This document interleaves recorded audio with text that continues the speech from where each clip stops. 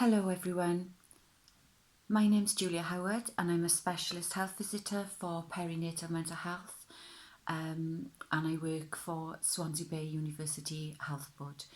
I'm here today to talk to you about perinatal mental health and many of the illnesses associated with that, like for example, anxiety or depression. So if you're pregnant and you've had a new baby, how should you be feeling? Pregnancy and after giving birth can be a significant time of change in anyone's life. It is normal to experience many different emotions during this time, and many believe that being pregnant and becoming a new parent is supposed to be one of the most exciting and happy experiences you'll ever have. However, sometimes how it is quite different from what you imagine it was ever going to be like, and you can feel totally overwhelmed. Some women experience mental health difficulties in pregnancy or after giving birth, and these can either be illnesses that women have had before, or for some women it may be the first time that they've ever become unwell. And let's not forget as well, and fathers can also experience many of the same mental health difficulties during this time too, and should also seek support in the same way. So why might you feel like this? Well, there's many reasons why you may experience feelings you hadn't expected to feel. Pregnancy and childbirth can leave you feeling exhausted and anxious, and many parents struggle with a new set of demands a new baby brings, and the loss of sort of independence and routine. And for some women, if they've had sort of a baby that's been born sort of prematurely or unwell, this can cause additional worry as well. You may feel that there's a lack of support. You could feel isolated or under financial pressure, or your own experience of being parented may all affect how you feel. Hormonal changes, physical changes, and lack of sleep as well can also play a big part too. So how do some parents feel, and how do they sort of access support? So these are some of the the symptoms now that you might feel as well. So if you're feeling anxious, anxiety we know is something we all experience from time to time, and it's a normal response to situations that we sort of see as threatening to us. For example, if you were to go into hospital for an operation or sit an exam or do a driving test, it would be, you'd naturally sort of feel anxious. But it only becomes a problem when this, this anxiety sort of feels sort of out of control. And this is when you could be feeling sort of anxious most of the time for more than 2 weeks. You feel physically ill. Your heart sort of beats faster. You're breathing faster. Maybe sweating, feeling faint, feeling sick, or even experience some diarrhea. You could be sort of having panic attacks. You might have sort of unpleasant thoughts or even some intrusive thoughts as well that keep coming back and you just can't control them. You might find yourself repeating actions like washing your hands or checking things like, the light switches have been turned off, or you're counting all the time and doing these things to try and make yourself feel better. And if you're sort of pregnant, you might be so afraid of giving birth that you just can't bear the thought and not want to go through it at all. If you feel like this, or you know of anybody that that's experiencing these symptoms, please talk. If you're pregnant, talk to your midwife, or if you've had the baby, please talk to your health visitor, because we can help. With depression then, depression is when you sort of having feelings of being unhappy and they just don't go away after a few days, or instead they're lasting sort of for weeks, or in some cases months.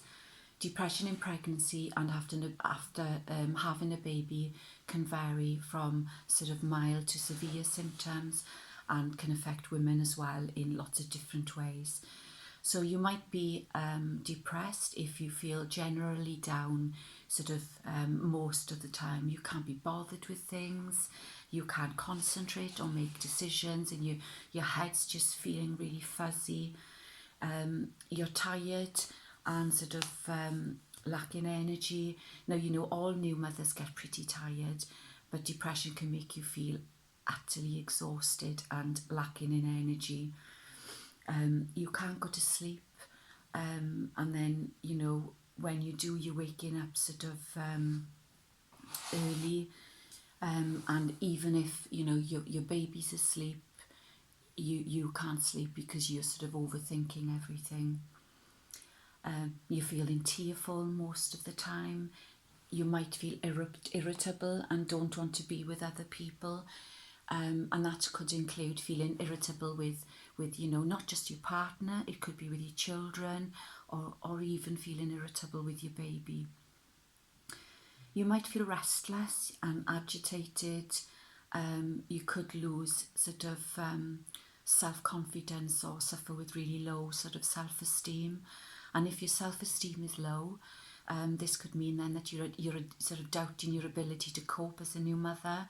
And when your baby cries, for example, you may think it's because of something, you know, you haven't done.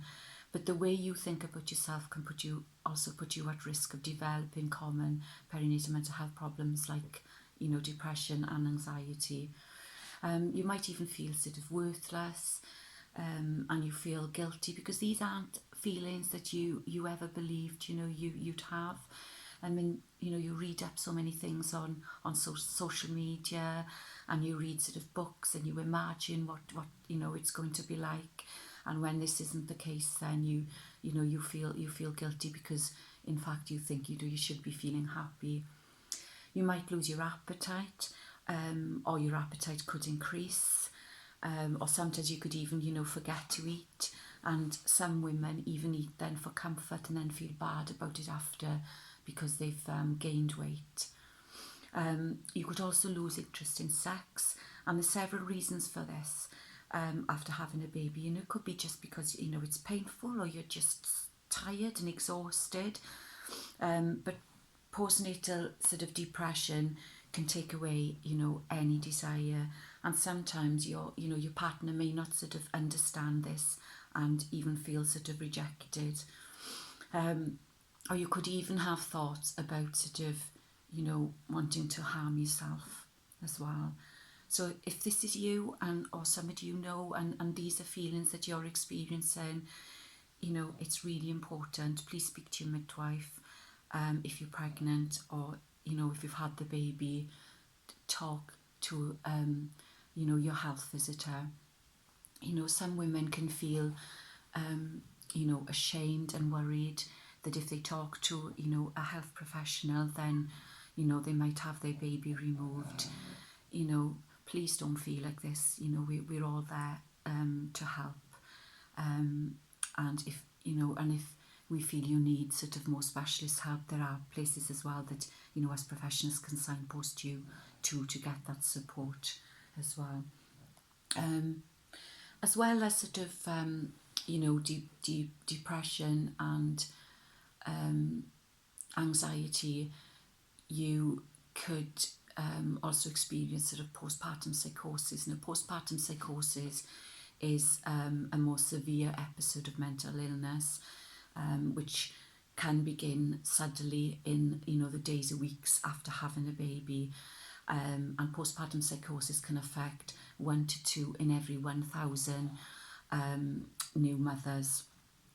We know that women with a history of severe mental health illness, especially bipolar disorder, or a woman that has sort of family history of mental illness around childbirth, especially maybe from, you know, your mum or your sister, are at increased risk. However, I mean, you know, anybody can, you know, experience postpartum psychosis. It is a psychiatric emergency, and you should seek help really as soon as possible, because with postpartum psychosis, it does require immediate intervention and sometimes even hospitalisation, or having to go to like a mother and baby unit as well.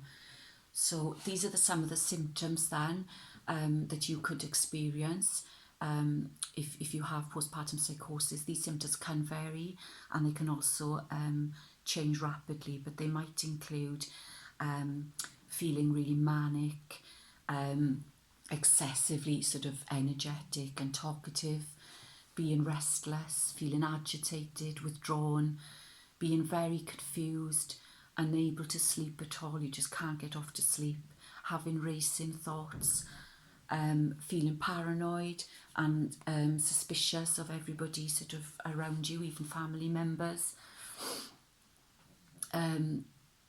developing odd thoughts as well, or beliefs and behaviours that are sort of totally out of character and bizarre.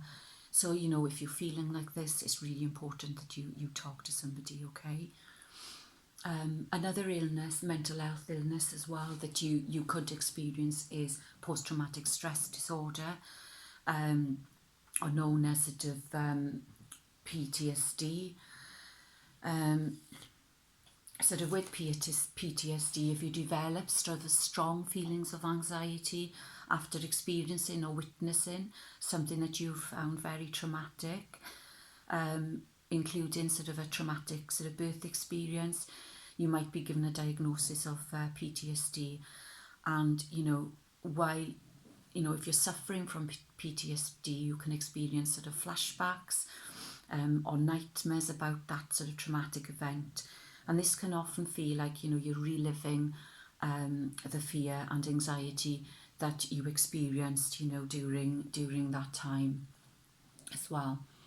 So what you need to do if you feel like this, so if you or someone could be experiencing a problem with their mental health, then it's really important that you talk about it and you get help. And, early intervention is the key. So the sooner you speak, to somebody and get that help, the sooner you'll get back to your lovely selves again. So talk to your midwife, talk to your health visitor, or talk to your GP. The more people who know how you're feeling, the more support you'll receive. And you can be signposted on to whatever sort of help and support that you need. You're not on your own. There's no need for you to feel sort of ashamed or frightened to talk to somebody. Midwives can offer you pregnancy specific support. As health visitors, we can do sort of additional listening visits to help you, and the GPs can discuss treatment options in terms of medication and therapy. So please, don't go through this on your own. It's more common than you think, and there is help out there. So please just talk to somebody. Okay, thank you.